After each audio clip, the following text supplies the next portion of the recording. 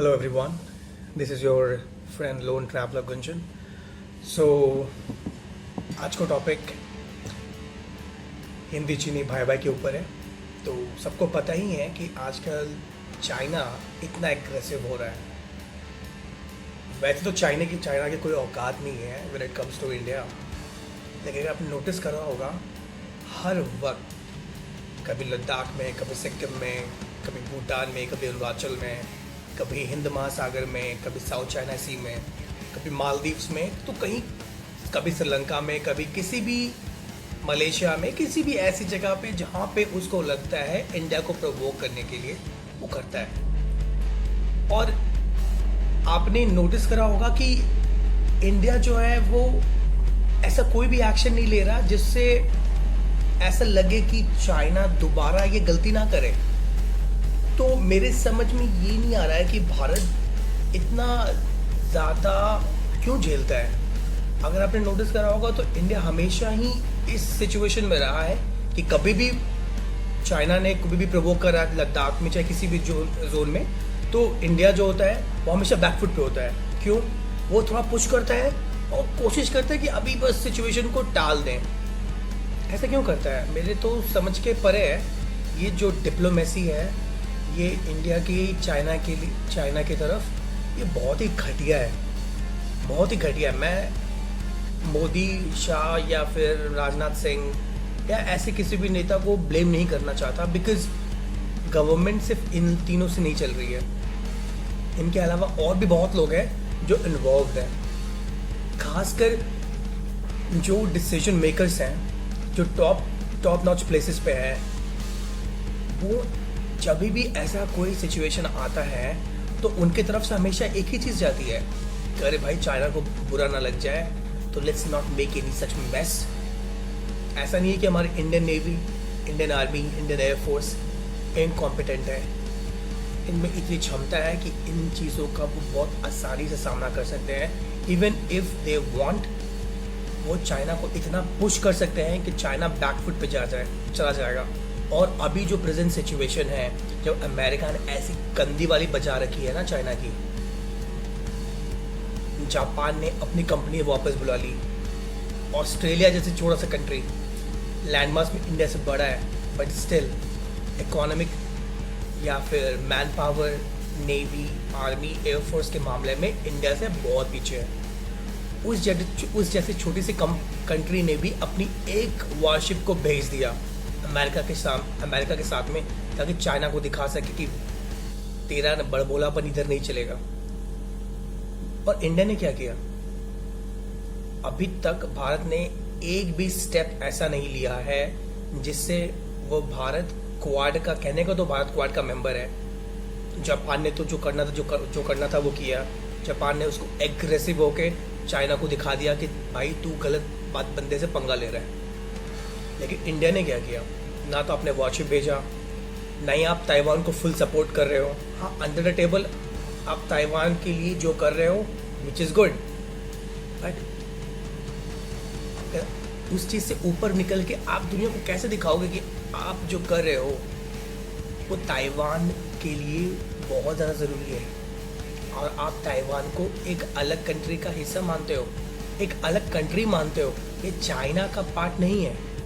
कल को तो फिर चाइना ये भी बोलेगा कि तिब्बत जो है वो चाइना का पार्ट है, अरुणाचल जो है वो चाइना का पार्ट है, नेपाल चाइना का पार्ट है, सिक्किम भूटान चाइना का पार्ट है, लद्दाख चाइना का पार्ट है, उसका बस तो बोलेगा उत्तराखंड भी चाइना का पार्ट है। और जबकि ऐसा करते हैं, आप लोग को नहीं पता होगा, पर उत्तराखंड की बहुत सारी सीमाएं जो हैं वो चाइना से लगती हैं। हमेशा वहाँ पे इन्फिल्ट्रेशन होती रहती है। चाइना हमेशा भारत के अंदर आ जाता है, कभी 100 किलोमीटर, कभी 50 किलोमीटर, कभी कभी 200 किलोमीटर के अंदर आ जाता है। And then Indian army has to push them back. हम क्यों नहीं करते हैं? हम क्यों नहीं इन्फिल्ट्रेट करते हैं? जबकि लद्दाख हमारा रीजन था, उन्होंने कब्जा कर रखा है। तो सिंपल सी बात है, जब हम POK में हम नहीं एंटर कर सकते हैं क्योंकि हम सिर्फ बात करने में रहते हैं। पाकिस्तान जैसा छोटा सा कंट्री, ठीक है, आप एक न्यूक्लियर कैपेबल कंट्री हो, तो हम कौन से न्यूक्लियर कैपेबल नहीं है? मेरे तो समझ के परे है कि भारत जैसा विशाल देश अगर चाहे तो चाइना को यूं चुटकियों में ना, और पाकिस्तान तो कुछ है ही नहीं, कुछ भी नहीं है। एक बार अगर फुल एग्रेसिव मोड पे आ जाए, जल थल और वायु से ना चाइना की माँ की यहाँ कर सकता है। लेकिन भारत ऐसा नहीं करता है। मैं इंडिया के डिप्लोमेसी को दोष नहीं दे रहा हूँ, क्योंकि इंडिया बहुत ही तेज़ दिमाग वाली कंट्री है। ये चाइना को भी अभी कंटेन किया हुआ है, पाकिस्तान को भी कंटेन किया हुआ है। पाकिस्तान को समझ में नहीं आ रहा है कि पीओके उसके हाथ से निकल कैसे रहा है। और अगर सोचने वाली बात यह है कि भारत ने भी कुछ करा नहीं है, कुछ भी नहीं करा है। सिर्फ सिंपल सा पीओके का 2 जगह निकाला, उसको अपना इंडियन मेट्रोलॉजिकल डिपार्टमेंट मौसम विभाग को बोला भाई यहाँ का मौसम बताओ। इधर इन्होंने मौसम बताया, उधर पाकिस्तान में मौसम बिगड़ गया। आपने लास्ट में वीडियो मेरे वीडियो में आपने देखा भी होगा, जब मेजर गौरव आर्या ने पाकिस्तान में बलूचिस्तान और खैबर पख्तूनख्वा और ये सब चीज़ों के बारे में जब उन्होंने डिस्कस करना स्टार्ट किया, तो पाकिस्तान के जो टॉप नॉच जो सो कॉल्ड लिबरल्स हैं, उनके पिछवाड़े में ऐसी आग लगी। उनको लगा कि ये बंदा कैसे बात कर सकता है, इंडिया कैसे इंटरफेयर कर सकता है। क्यों नहीं कर सकता है? हम तो कुछ कर भी नहीं रहे, हमें तो कुछ करने की जरूरत भी नहीं पड़ रही है। हमने तो बस इतना ही कहा कि बलोच हमारे भाई हैं।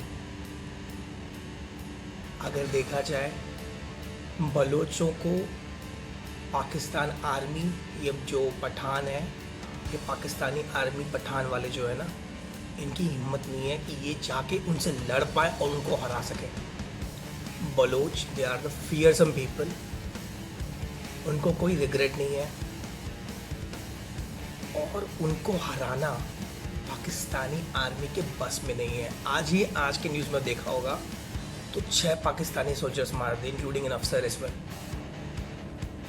बलूच, हाँ, पॉपुलेशन के मामले में बलूच बहुत कम है, गिनती में है आप कह सकते हो, लेकिन हंड्रेड्स। बट अगर लैंड मास में देखा जाए तो 45% ऑफ पाकिस्तान का जो लैंड का जो एरिया है, उसका 45% हिस्सा जो है वो बलूचिस्तान है। और अगर वो एक अलग कंट्री की मांग कर रहे हैं तो बिल्कुल सही कर रहे हैं। अगर आपने मेजर गौरव आर्या को सुना होगा तो उन्होंने बहुत साफ सीधी बात करी थी कि पाकिस्तान को पाकिस्तानी नहीं मारेंगे।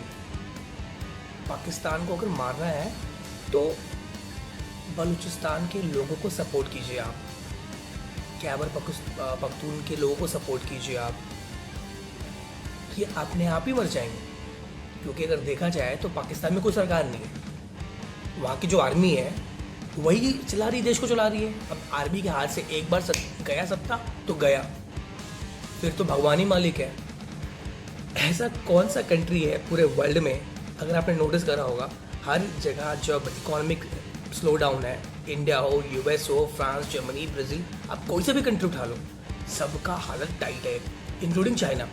सबका इकोनॉमिक स्लो डाउन है।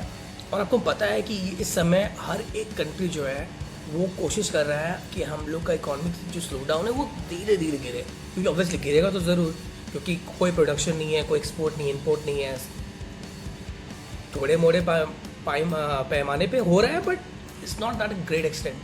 बट फिर भी कोशिश लोग कर रहे हैं। ऐसे हालात में जब सारे कंट्रीज मिलकर एक साथ काम कर रही है, लोग अपने सैलरीज, जो बड़े लोग हैं वो ज़्यादा अमाउंट दे रहे हैं, जो छोटे हैं वो अपने एक दिन की सैलरी, महीने की सैलरी, जैसे भी हो सकता है लोग कर रहे हैं कंट्रीब्यूट। वेयरएज इन पाकिस्तान, वहाँ की आर्मी ने कहा हमें 60% इंक्रीमेंट चाहिए हमारी सैलरी में। ऐसा कौन सा पागल कंट्री है जहाँ पे ऐसा होता है?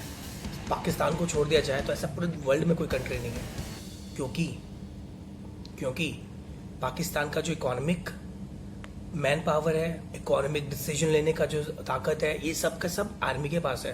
तो अगर आर्मी ने कहा है कि 60% इंक्रीमेंट चाहिए तो वो लेंगे, चाहे उनको पेट्रोल के दाम बढ़ाने पड़े, सब्जियों के दाम बढ़ाने पड़े, मेडिसिन के दाम बढ़ाने पड़े, चाहे किसी भी हाल में उनको लेना है तो वो लेंगे। और ये पैसा कहाँ से आएगा? वहाँ के लोग भरेंगे। ये सारा बर्डन उनके लोगों पे जाएगा और इंक्रीमेंट होगा, चाहे आप कुछ भी कर लो।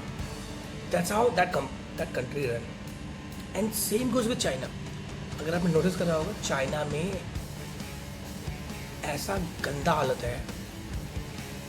बड़ी सी बड़ी कंपनियां छोड़िए, आप छोटी छोटी कंपनीज की बात कीजिए, जो वहाँ पे मिडिल सेक्टर्स में जो छोटी कंपनियां हैं, मिडिल साइज का जो कंपनीज हैं, वो क्लोज हो चुकी हैं।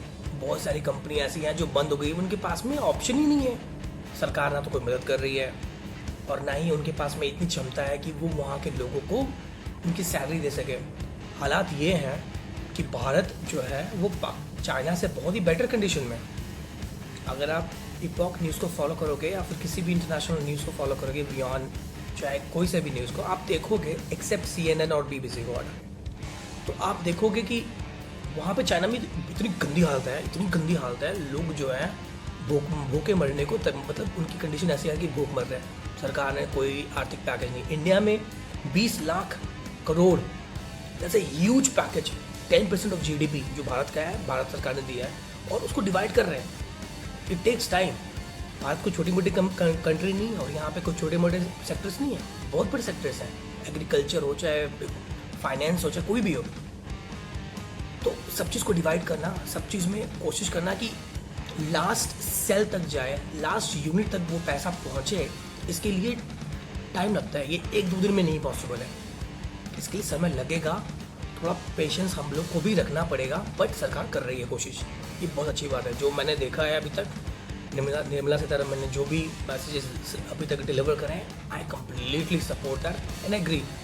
तो किस बात का है कि जो लोग मजदूर हैं उनको नहीं पता है कि एग्जैक्टली क्या हो रहा है, क्या नहीं हो रहा है देश में, बट फिर भी अगर आपने देखा होगा, लोग पैदल भी जा रहे हैं और फिर भी वो भारतीय जो गवर्नमेंट है उसको सपोर्ट कर रहे हैं कि ठीक है सर, आप कोई बात नहीं है, हम लोग थोड़ा बहुत मुसीबत हम झेल लेंगे, लेकिन आप इस देश का रखवाली कीजिए, आप रखवाली करो, आप रक्षा करो। ये बहुत बड़ी बात है कि इंडिया में ऐसा लोग सोच रहे हैं। तो गाइस, आज के लिए बस इतना ही, और आगे मैं अपने व्यूज़ को फिर से शेयर करूँगा। मुझे अगर कुछ ऐसा लगा जो शेयर करना चाहिए तो जरूर शेयर करूँगा। Thank you so much guys for watching it. Please do subscribe and smash the like button if you like this video, and thanks for watching again. Have a nice day. Cheers.